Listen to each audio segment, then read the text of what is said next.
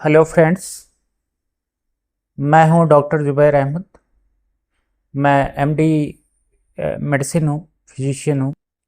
मैं आज आप लोगों को डायबिटीज मेलाइटस के बारे में बताऊंगा। डायबिटीज मेलाइटस मैं एक्सप्लेन करूंगा। अभी फर्स्ट पार्ट में मैं सिर्फ इतना बताऊंगा कि डायबिटीज मेलाइटस होता क्या है, क्यों ज़रूरी है इसका पढ़ना, जानना, समझना। और दूसरी बात जो है इसकी डायग्नोसिस कैसे बनती है, कितने तरह की डायबिटीज होती है, डायबिटीज के रिस्क फैक्टर क्या होते हैं, ये सब हम आप लोगों से बातें करेंगे। ये वीडियो उन लोगों के लिए बहुत इम्पॉर्टेंट होगी जिन लोगों को डायबिटीज है, वो अपनी बीमारी को समझेंगे, या जो बच्चे एमबीबीएस कर रहे हैं, एमडी कर रहे हैं, उनको ऑथेंटिक जानकारी मिलेगी डायबिटीज़ के बारे में। और बहुत सारे हमारे जो डॉक्टर्स हैं, सीनियर डॉक्टर्स हैं, जो दूसरी स्पेशलिटी के हैं, जैसे कोई आर्थोपेडिक सर्जन है, जनरल सर्जन है, ऑब्स्टेट्रिक्स गायनी का स्पेशलिस्ट है, या डेंटल सर्जन है, उन लोगों को अक्सर जो है किसी फिजिशियन की, डायबिटोलॉजिस्ट की हेल्प लेनी पड़ती है शुगर मैनेज करने के लिए। शुगर मतलब डायबिटीज़ मेलाइटस को मैनेज करने के लिए। बहुत सारे पेरिफेरी के डॉक्टर हैं, शहर में भी बहुत सारे डॉक्टर हैं, बीयूएमएस हैं, बीएमएस हैं, उनको भी इससे बहुत बेहतर जानकारी मिल पाएगी डायबिटीज़ के बारे में, कि डायबिटीज़ होता क्या है, डायबिटीज़ को मैनेज कैसे करते हैं, कैसे डायग्नोसिस बनाते हैं, क्या रिस्क फैक्टर्स होते हैं। देखिए, डायबिटीज कहना ही पूरा वर्ड नहीं। डायबिटीज नाम से दो बीमारियां होती हैं। एक होती है डायबिटीज इंसिपिडस और दूसरा होता है डायबिटीज मेलाइटस। तो जब हम शुगर की बात करें तो हमें डायबिटीज मेलाइटस कहना चाहिए, क्योंकि डायबिटीज इंसिपिडस भी एक बीमारी होती है जिसमें ब्रेन में पिट्यूटरी ग्लैंड से हार्मोन वैसोप्रेसिन निकलता है। उसका निकलना कम हो जाता है तो यूरिन बहुत ज़्यादा होती है, इवन आदमी डिहाइड्रेटेड हो जाता है। तो इससे इससे अभी हमारा मतलब नहीं है। अभी तो हम लोग डायबिटीज़ मेलाइटस पढ़ेंगे, समझेंगे, और डायबिटीज़ मेलाइटस ही कहना चाहिए। डायबिटीज इटसेल्फ अपने आप में वर्ड पूरा नहीं है। और लिखना कैसे चाहिए? लिखने में बहुत लोग लिख देते डीएम।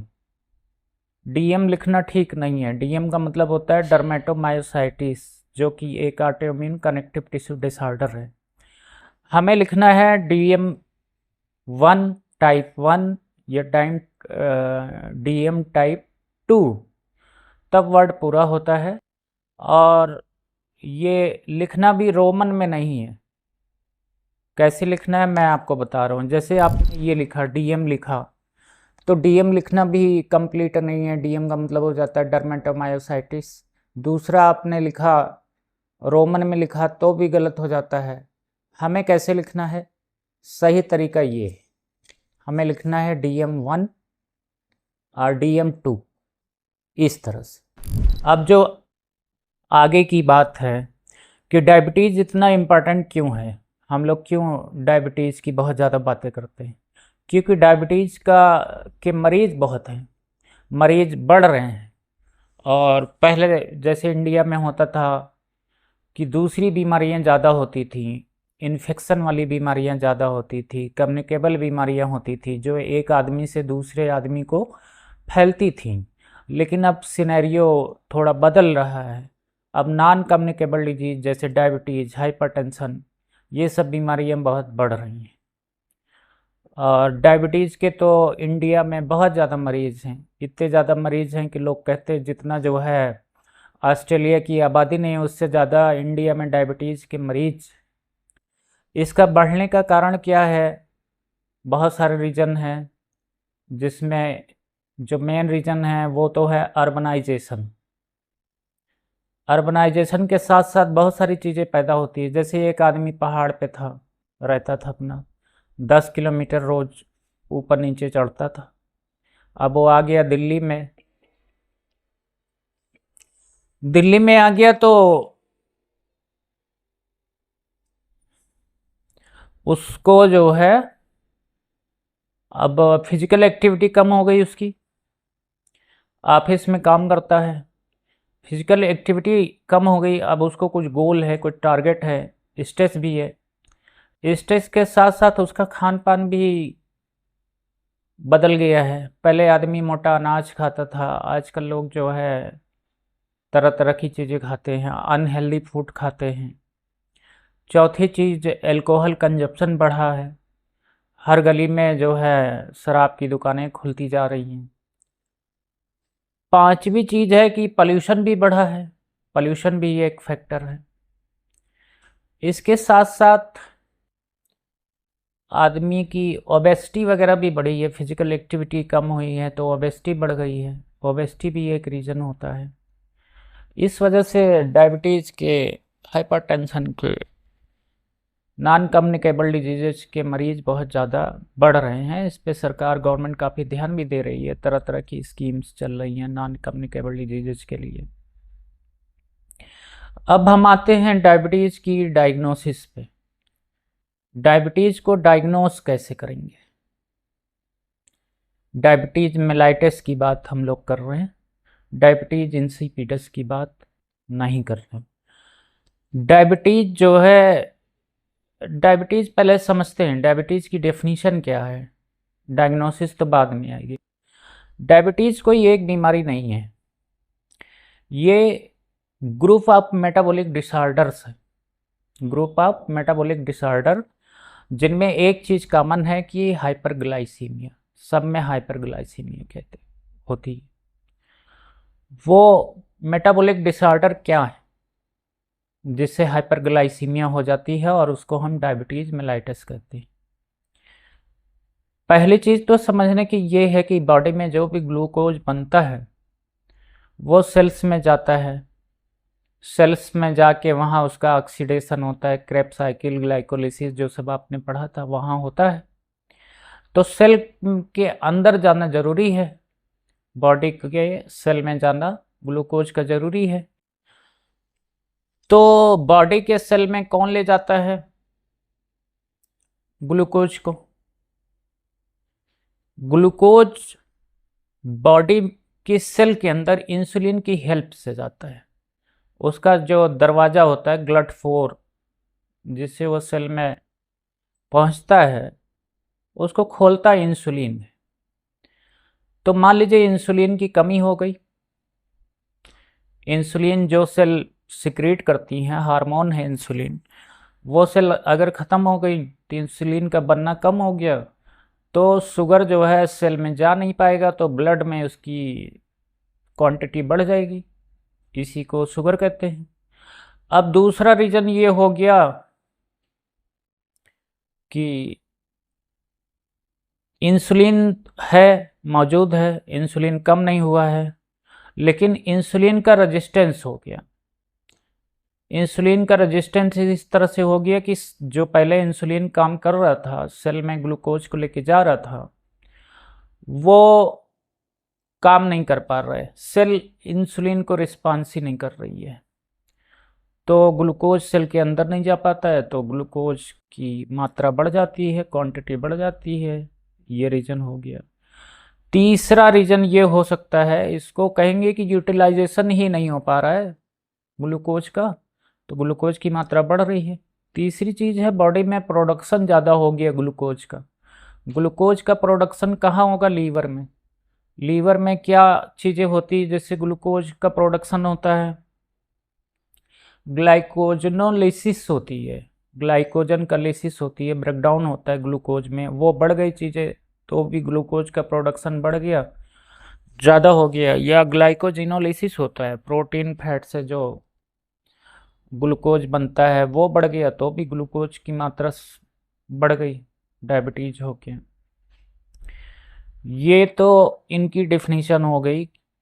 अब आते हैं इनके क्लासिफिकेशन पे। कितने टाइप के डायबिटीज होते हैं? ब्रॉडली मेनली दो टाइप की डायबिटीज हम लोग ज़्यादा इनकाउंटर करते हैं। टाइप 2 जो कि सबसे ज़्यादा कॉमन है, सबसे ज़्यादा बर्डन है जिसका, और टाइप 1। टाइप 1 उसके बाद और भी सारी जितनी भी डायबिटीज़ के टाइप होते हैं हम सब उसको समझेंगे क्या क्या टाइप होती है। टाइप 1 से शुरू करते हैं। टाइप 1 डायबिटीज़ क्या होती है? ऑटो इम्यून होती है। ऑटो इम्यून प्रोसेस क्या होती है? जो auto immune connective tissue disorder हमने डिस्कस किया था उसमें बताया था कि ऑटो इम्यूनिटी कैसे होती है, कैसे डेवलप होती है। ऑटो इम्यून डिजीज़ में एंटीबॉडीज़ बनती हैं। वो एंटीबॉडीज़ जाके जो बीटा सेल हैं पैंक्रियाज में बीटा सेल्स होती हैं, वही सेल्स जो है इंसुलिन का सिक्रीशन करती हैं। ऑटो इम्यूनिटी जो है उनको ख़त्म कर देती है, डिस्ट्रक्ट कर देती हैं बीटा सेल को। बीटा सेल डिस्ट्रक्ट हो गई तो बीटा सेल से इंसुलिन निकल ही नहीं रही है तो शुगर हो गई।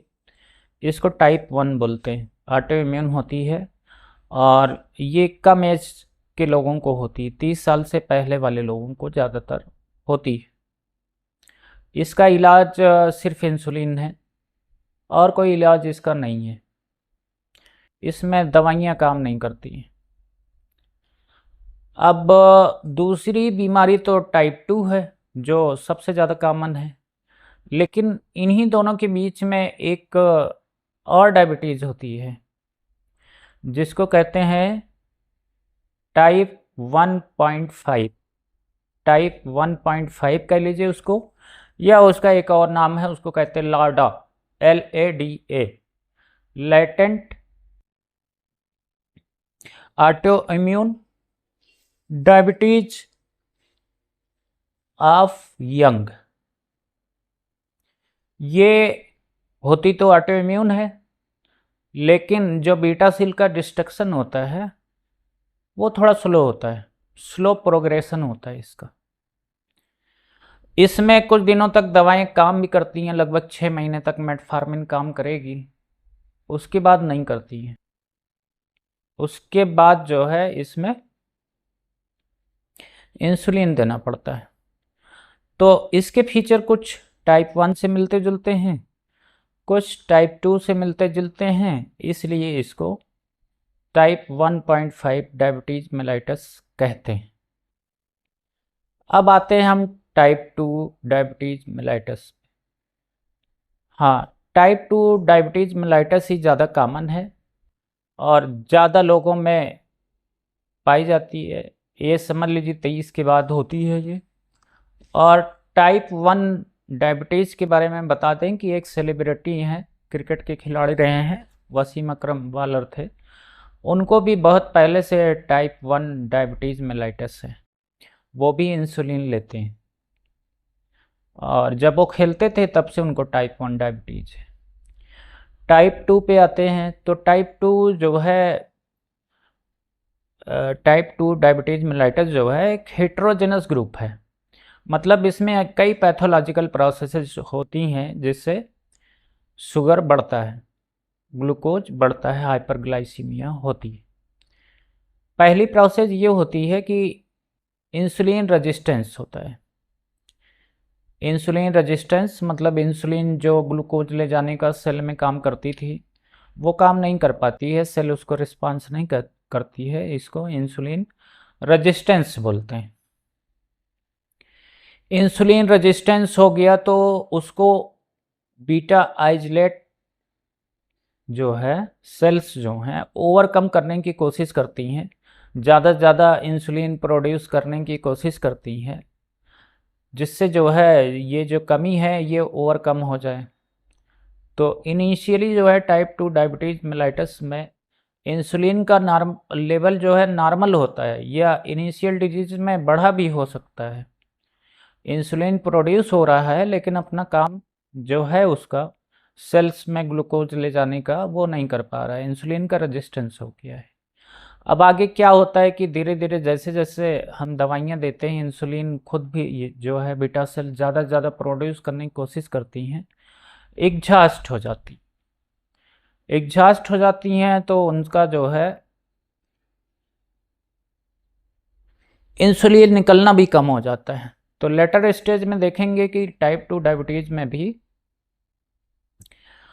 उसका इंसुलिन की कमी हो जाती है। और दूसरी चीज़ होती है कि ग्लूकोज बढ़ा रहता है तो ग्लूकोटॉक्सिसिटी होती है, बीटा सेल का डिस्ट्रक्शन होता है, और लिपोटॉक्सिसिटी भी होती है अगर लिपिड भी बढ़ा हुआ है तो। इस तरह से बीटा सेल का लास्ट में डिस्ट्रक्शन इनएक्टिविटी भी होती जाती है, जिससे इंसुलिन का सिक्रीशन जो है कम हो जाता है। और इंसुलिन क्या करता है, जब सेल में जाता है तो वो जो ये ग्लाइकोजिनोलिसिस होती है प्रोसेस और ग्लूकोनियोजेनेसिस जो प्रोडक्शन होता है ग्लूकोज का लीवर में, उसको कम करता है। लेकिन अगर जो है इंसुलिन जब सेल में घुस ही नहीं पा रही है, जा ही नहीं पा रही है, तो ग्लूकोनियोजेनेसिस और ग्लाइकोजिनोलिसिस को रोक ही नहीं पा रही है, ज़्यादा से ज़्यादा ग्लूकोज बढ़ने लगता है और हाइपरग्लाइसीमिया होता है। तो ये जो है प्रोसेस है टाइप 2 डायबिटीज़ का, कि इसमें सारी चीज़ें होती हैं जो पैथोलॉजिकल प्रोसेस हमने बताई थी जिससे डायबिटीज़ मेलाइटस होती रही है, कि इसमें ग्लूकोज का पहले तो इंसुलिन का रेजिस्टेंस होता है, ग्लूकोज का यूटिलाइजेशन नहीं हो पाता है। दूसरी चीज़ होती है सिक्रीशन भी कम होता है इंसुलिन का लास्ट में जाके। तीसरी चीज़ ग्लूकोज का प्रोडक्शन भी बढ़ जाता है, इसमें सब कुछ होता है। अब इसका ट्रीटमेंट जो है काफ़ी लेंदी है, काफ़ी बड़ा है। इसमें हर तरह के डायबिटीज़ में बेस्ट ट्रीटमेंट तो जो है इंसुलिन है, लेकिन इंसुलिन कोई नहीं लेना चाहता है तो इसमें ऑप्शन भी हैं, मेडिसिन्स हैं, ओरल हाइपोग्लाइसेमिक एजेंट जिनको कहते हैं वो भी देते हैं। तो ये तो हो गया टाइप 2 डायबिटीज़ मेलाइटस। इसके बारे में हम लोग बहुत आगे बहुत डिटेल में बात करेंगे, इसके कॉम्प्लिकेशन के बारे में बात करेंगे, ट्रीटमेंट के बारे में बात करेंगे। ट्रीटमेंट भी इसका बहुत लेंदी है तो उसके लिए एक अलग से वीडियो बनाना पड़ेगा, बनाएंगे। अब इसके बाद आते हैं एक गेस्टेशनल डायबिटीज़ मेलाइटस होता है। गेस्टेशनल डायबिटीज़ मेलाइटस का मतलब ये है कि पहले तो शुगर नहीं था लेडी को, लेकिन जब उसको प्रेगनेंसी हुई तो शुगर बढ़ ही गई उसकी। प्रेगनेंसी के बाद कुछ ऐसी मेटाबॉलिक चेंजेज होते हैं प्रेगनेंसी में जिनसे इंसुलिन की डिमांड बढ़ जाती है, और इंसुलिन अगर सफिशिएंट अमाउंट में प्रोड्यूस नहीं हो पाता है तो डायबिटीज़ मेलाइटस हो जाती है। उसको कहते हैं गेस्टेशनल डायबिटीज़ मेलाइटस, जो प्रेगनेंसी में पैदा होती है, उत्पन्न होती है, पहले नहीं थी। अब गेस्टेशनल डायबिटीज़ मेलाइटस ये होता है कि प्रेगनेंसी के बाद, प्रेगनेंसी हो गई, बेबी की बर्थ हो गई, उसके बाद जो है ये डायबिटीज़ ख़त्म हो जाती है। लेकिन इन लोगों में हाई रिस्क होता है कि आगे चल के डायबिटीज़ मेलाइटस टाइप 2 होने का। और कुछ मरीजों में 20% मरीजों में ये बीमारी ख़त्म नहीं होती है, परसिस्ट कर जाती है। एक बार गेस्टेशनल डायबिटीज़ मेलाइटस हो गया, बेबी के बर्थ के बाद भी शुगर जो है रिवर्स नहीं हुआ, हाइपरग्लाइसीमिया रिवर्स नहीं हुई, और वो पेशेंट परमानेंटली डायबिटिक बन गया। इसमें ट्रीटमेंट ऑफ चॉइस तो इंसुलिन है, लेकिन कुछ ऐसी दवाइयाँ भी देते हैं हम लोग कि जो प्लेसेंटा को क्रॉस नहीं करती हैं, मतलब बेबी को कोई प्रभाव नहीं डालती हैं, बेबी में हाइपोग्लाइसीमिया नहीं कराती हैं, वो भी दे सकते हैं, जैसे मेटफार्मिन है और गिल्बेनक्लामाइड एक दवा है, ये 2 दवाइयाँ दे सकते हैं। लेकिन चॉइस जो है, ट्रीटमेंट ऑफ चॉइस इंसुलिन ही है। इसमें होता क्या है, अगर किसी पेशेंट को गेस्टेशनल डायबिटीज़ मेलाइटस होता है तो बेबी को माइक्रोसोमिया हो जाता है, बेबी का साइज़ बड़ा हो जाता है। बाकी ये अलग से एक टॉपिक है, क्या क्या चेंजेज होते हैं, हार्ट में कई चेंजेज होते हैं बेबी के, ये सब एक अलग टॉपिक है, फिर कभी इसको हम लोग डिस्कस करेंगे। अब आता है एक डायबिटीज का टाइप है जिसको मोदी कहते हैं, MODY, प्रधानमंत्री वाला मोदी नहीं, ये दूसरा मोदी है जिसमें लास्ट में आई नहीं है, वाई है, MODY. Maturity onset diabetes of young. इसमें होता क्या है कि ये एक मोनोजेनिक बीमारी है, एक जीन इसको गवर्न करता है, सिर्फ एक जीन। और जो हम लोग पढ़ते थे मेंडल वाले हाई स्कूल, इंटर में, हाई स्कूल में पढ़ते थे शायद, मेंडल वाले नियम, वो नियम इस पे लागू होता है। ऑटोसोमल डोमिनेंट होता है, और अगर किसी को maturity onset diabetes of young MODY है तो इसका मतलब उसके मदर फादर किसी को डायबिटीज जरूर रहा होगा, तभी उसको हुआ है। लेकिन जो, चलिए इसके बारे में आगे पढ़ेंगे, रिस्क जो होते हैं उनके बारे में।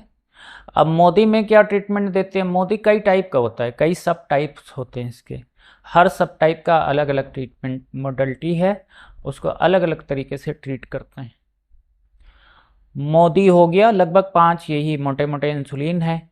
बाकी अब पैंक्रियाज की कोई बीमारी हो गई, पैंक्रियाज जो है, पैंक्रियाज एक आर्गन होता है हमारी बॉडी में, पेट में, स्टमक के पीछे के साइड, नीचे के साइड होता है, जो है जिसमें 2 तरह के चीज़ें निकलती, एक्सोक्राइन और इंडोक्राइन। इंडोक्राइन को हार्मोन कहते हैं, वो सीधे ब्लड में निकल जाते हैं, और जो एक्सोक्राइन चीज़ें हैं वो डक्ट के थ्रू, ड्यूडनम में, पैंक्रियाटिक डक्ट के थ्रू ड्यूडनम में चली जाती हैं। ड्यूडनम में जो जाती हैं सिक्रीशन एक्सोक्राइन, उसमें एंजाइम होते हैं, सोडियम बाइकार्बोनेट होता है जो खाना पचाने और इन सब चीज़ों में काम आता है।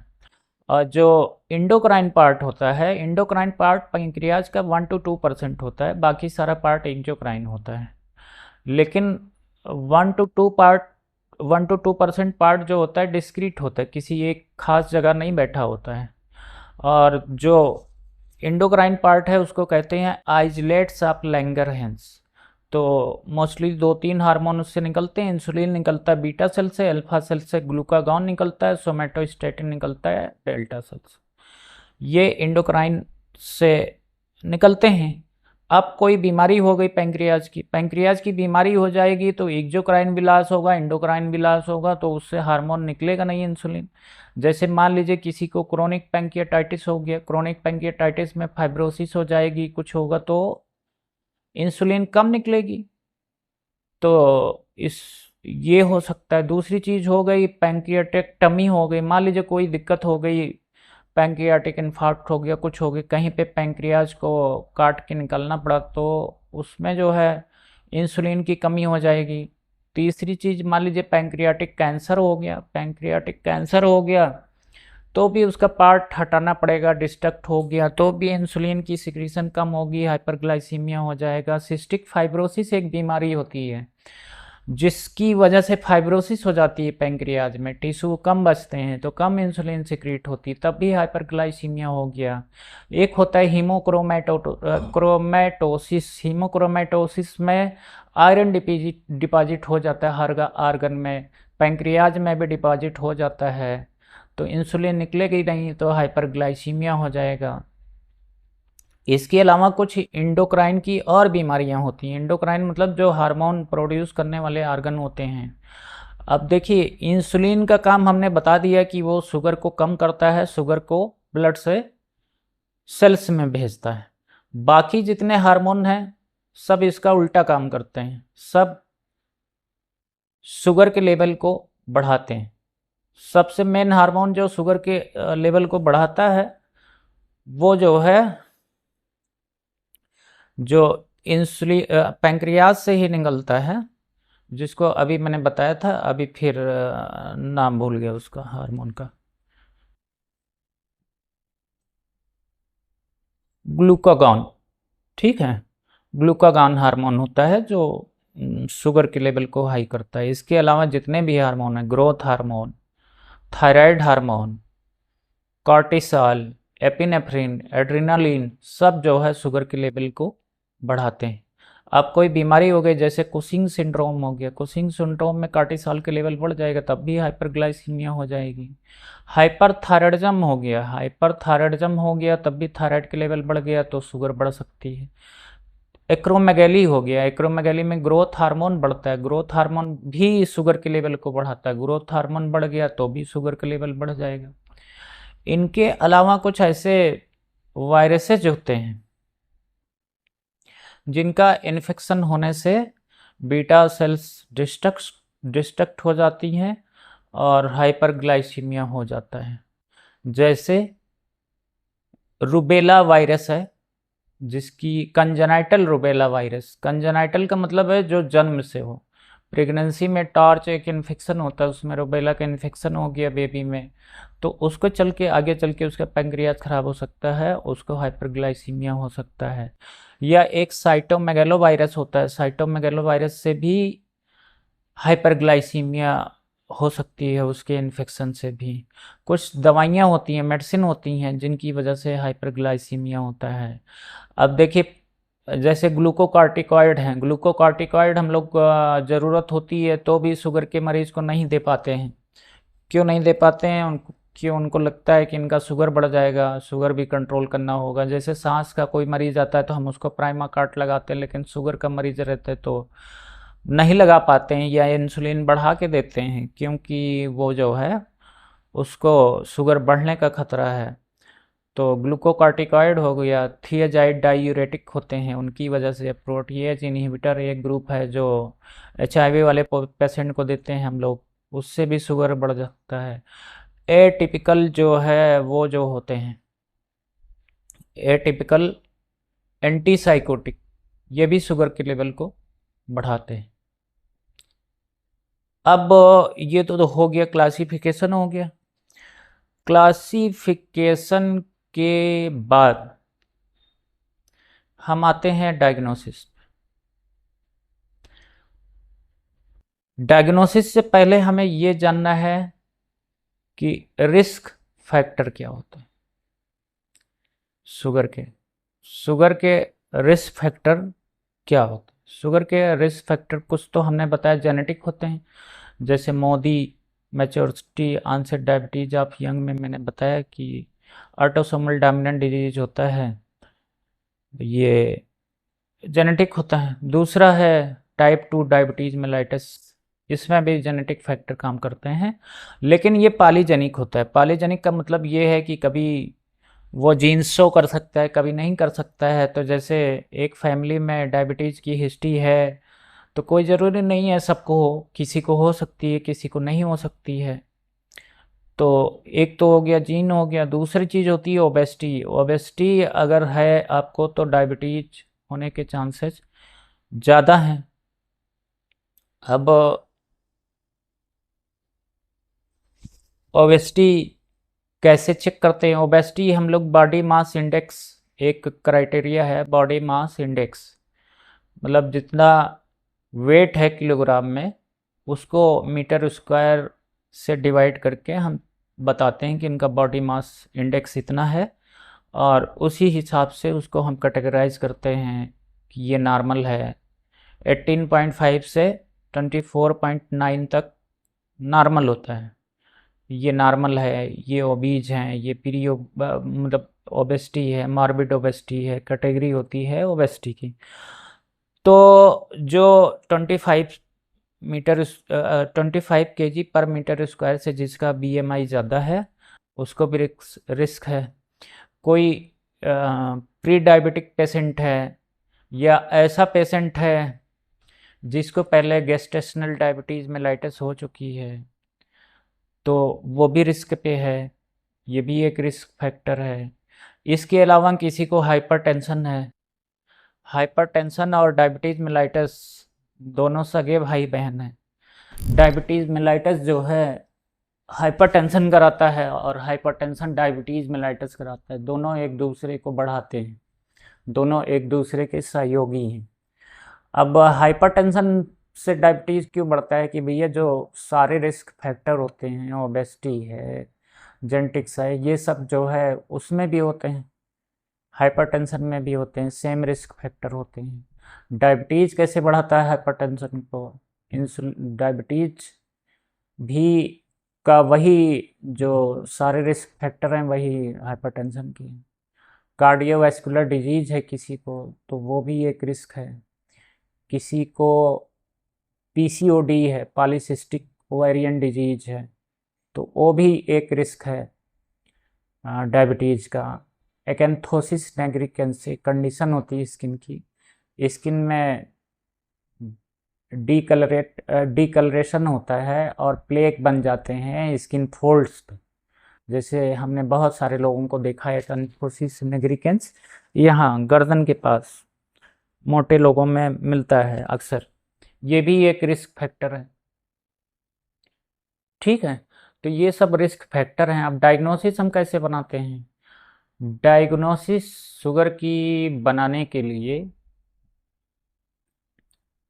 या तो उसको सिम्टम हो और हम उसका रैंडम ब्लड शुगर करा लें। अगर सिम्टम हैं तो रैंडम ब्लड शुगर करा लें, ये एक तरीका है। सिम्टम क्या होते हैं डायबिटीज़ मेलाइटस के?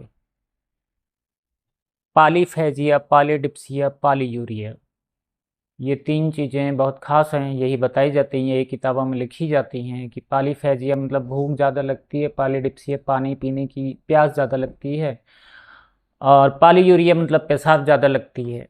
ठीक है, ये सब सिम्टम होते हैं लेकिन कम मिलते हैं ये सिम्टम। हमें जो सबसे ज़्यादा सिम्टम मिला, हमें जो एकदम वो करता है कि नहीं इनका शुगर तो कराना ही है, वो है वेट लॉस। वेट लॉस की हिस्ट्री काफ़ी मिलती है। और क्या होता है? रिकरेंट इन्फेक्शन होते हैं, रिकरेंट इन्फेक्शन यूटीआई के होते हैं, स्किन इन्फेक्शन होते हैं, कैंडिडा का इन्फेक्शन होता है। कैंडिडा एक फंगल है, फंगस है। अगर किसी को बहुत दिनों से शुगर है और डायग्नोस नहीं हुआ है तो कुछ और भी चीज़ें होती हैं उसको, कि जैसे जो है हीलिंग डिलेड हो जाती, कहीं घाव बन गया तो जल्दी भरेगा नहीं। ठीक है, कहीं पे अगर जो है और दूसरी चीज़ ये होती टिंगलिंग नमनेस होती। टिंगलिंग मतलब नमनेस का मतलब चुभन, और टिंगलिंग का मतलब जो है बर्निंग सेंसेशन। टिंगलिंग मतलब टिंगलिंग, मुझे अभी वर्ड याद नहीं आता रहे, मतलब पैर हाथ में वो होता है सुन्नपन और चुभन, ये चीज़, ये जलन, टिंगलिंग नमनेस, ये सब सिम्टम होते हैं। डायबिटीज़ मेलाइटस 2 के बारे में बता रहा हूँ। तो उसमें ये सिम्टम टाइप 1 में भी हो सकते हैं लेकिन टाइप 1 में मौका बहुत कम मिलता है सिम्टम डेवलप होने का। उसके बारे में अभी बाद में बताएंगे, पहले हम टाइप 2 में ये सब सिम्टम होते हैं। इसके साथ साथ अगर आपने रैंडम ब्लड शुगर करा लिया और रैंडम ब्लड शुगर उसका 200 या 200 से ज़्यादा है तो उसकी डायग्नोसिस हो गई, जिसको सिम्टम है। अब मान लीजिए किसी को सिम्टम नहीं है लेकिन उसका फास्टिंग ब्लड शुगर 126 है या उससे ज़्यादा है, तो भी शुगर डिटेक्ट हो गई कि उसको डायबिटीज है। या जो है उसका आपने HbA1c कराया। HbA1c क्या होता है कि ग्लाइकेटेड हीमोग्लोबिन, हीमोग्लोबिन कितने हीमोग्लोबिन जो है ग्लूकोज से अटैच्ड हैं, जुड़े हुए हैं।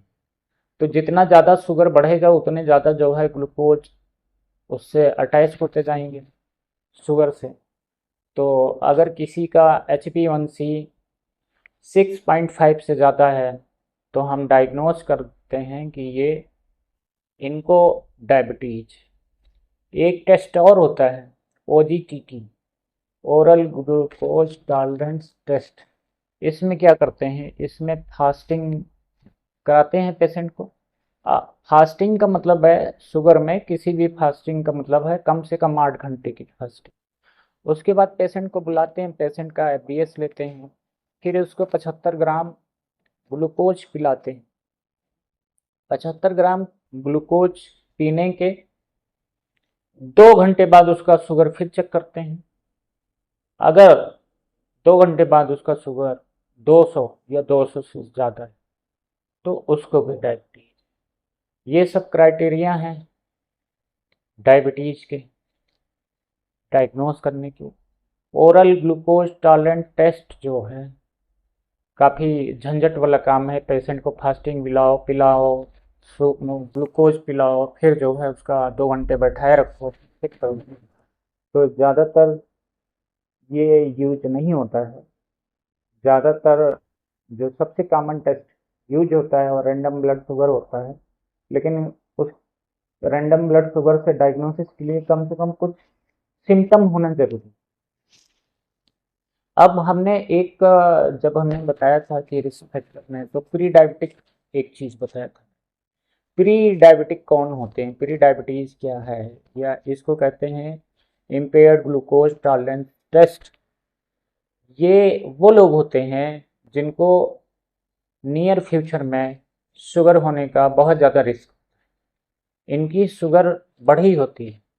इनका शुगर कितना बड़ा होता है कि आप उनको उस कैटेगरी में तो नहीं रख सकते कि डायबिटीज मेलाइटस में, लेकिन इन लोगों को जिनको हाई रिस्क है कि आगे चल के शुगर हो जाएगा, इनको कहते हैं इम्पेयर्ड ग्लूकोज टॉलरेंस टेस्ट या प्री डायबिटिक। इसके लिए क्राइटेरिया ये है कि रैंडम ब्लड शुगर होना चाहिए 140 और 126 के बीच। अगर 140 से ज़्यादा हुई शुगर, सॉरी, 140 और 200 के बीच में होनी चाहिए। 200 से ज़्यादा हो गई तो वो तो हो गया डायबिटिक हो गया। 200 के नीचे है लेकिन 140 के ऊपर है किसी का शुगर, तो उसको प्री डायबिटिक या इम्पेयर्ड ग्लूकोज टॉलरेंस टेस्ट वाला पर्सन कहेंगे। उसमें शुगर होने की काफ़ी संभावना है। तो जिसका भी शुगर तो नहीं है लेकिन रैंडम ब्लड शुगर 140 से ज़्यादा है, 200 से कम है, उसको आगे चल के काफ़ी चांस। दूसरा है एफबीएस अगर 100 और 126 के बीच में, 126 के आगे चले जाएगा तो उसको तो हम कैटेगराइज कर देंगे कि डायबिटीज। 126 से कम है लेकिन 100 से ज़्यादा है तो उसको हम कहेंगे कि ये इम्पेयर टॉलरेंस टेस्ट या प्री डायबिटिक। तीसरा जो है HbA1c अगर किसी का 5.7 से ज़्यादा है और 6.4 से कम है तो भी हम उसको कहेंगे प्री डायबिटिक या इम्पेयर्ड ग्लूकोज टॉलरेंस टेस्ट।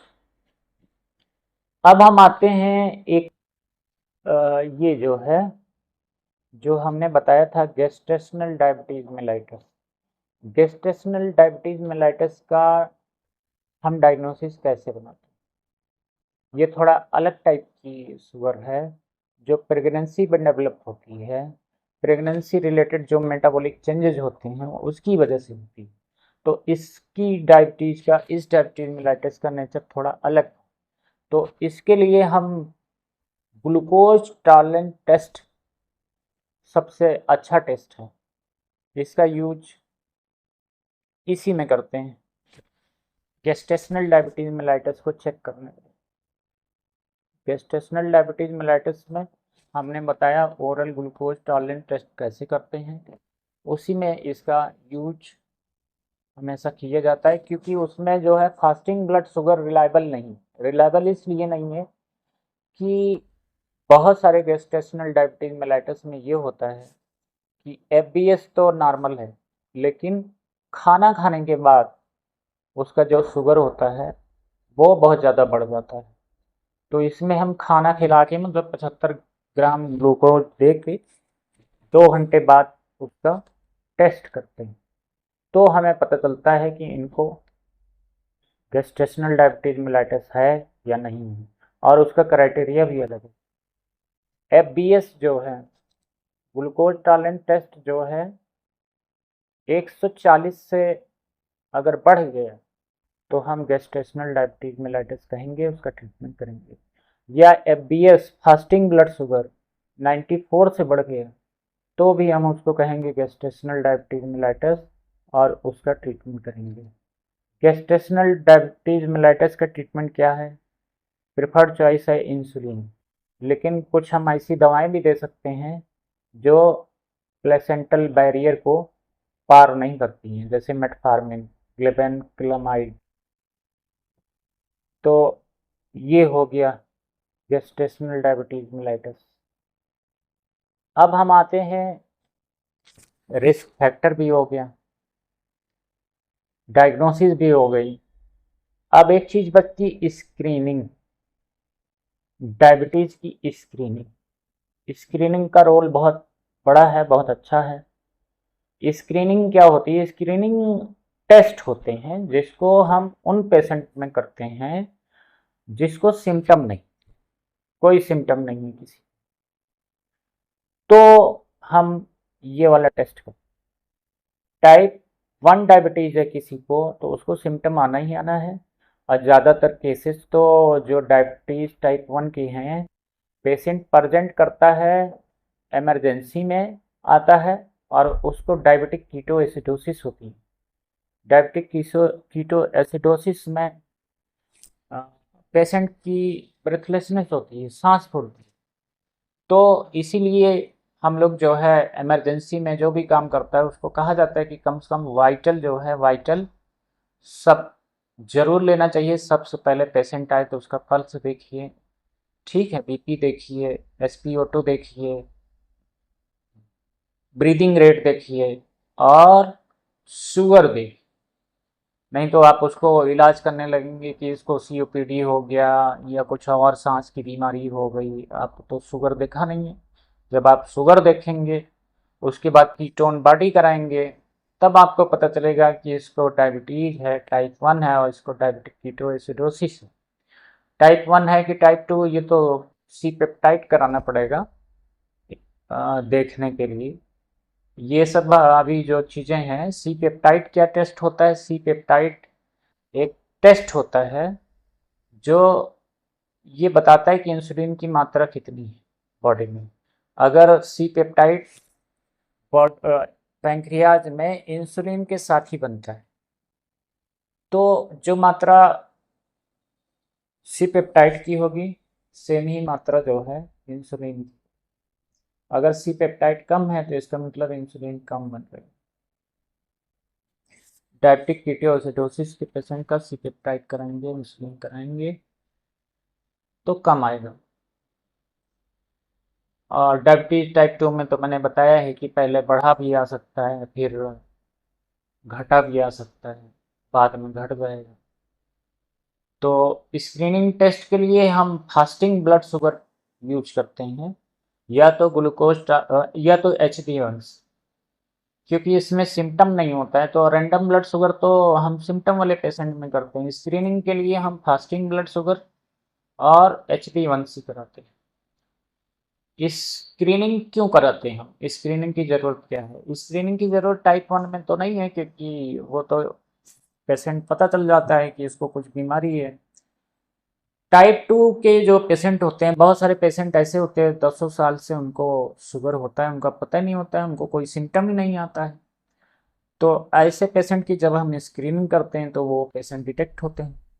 हम तो चाहते हैं कि जितने फिजिशियन या जितने लोग, फिजिशियन खास तौर से जो लोग पेशेंट देखते हैं, शुगर बीपी तो ओपीडी में घुसने से पहले ही हो जाना चाहिए पेशेंट का। यही स्क्रीनिंग है। तो अब कोई पेशेंट है उसको पता ही नहीं है कि हमको शुगर है, जब स्क्रीनिंग करेंगे तो हमको पता चलेगा कि इनको जो है शुगर है। और दूसरा क्या फ़ायदा होगा कि मान लीजिए कि हम अर्ली डिटेक्ट कर लेंगे पेशेंट को, तो उसका ट्रीटमेंट शुरू हो जाएगा। जो नेचुरल हिस्ट्री होती है डिजीज़ की, अर्ली डायग्नोस हो गया, अर्ली ट्रीटमेंट हो गया, तो वो नेचुरल हिस्ट्री चेंज हो जाती है, बदल जाती है, कॉम्प्लिकेशन कम होंगे। अब दूसरी चीज़ है, मान लीजिए हमने प्री डायबिटिक पेशेंट डायग्नोज कर लिया कि ये तो प्री डायबिटिक, तो प्री डायबिटिक पेशेंट है तो अब वो जो है उसको जब पता चल जाएगा तो ज़्यादा कोशिश करेगा कि उसको डायबिटीज डेवलप ना हो पाए। ज़्यादा फिजिकल एक्टिविटी करेगा, खान पान सही करेगा, लाइफ स्टाइल अपनी चेंज करेगा।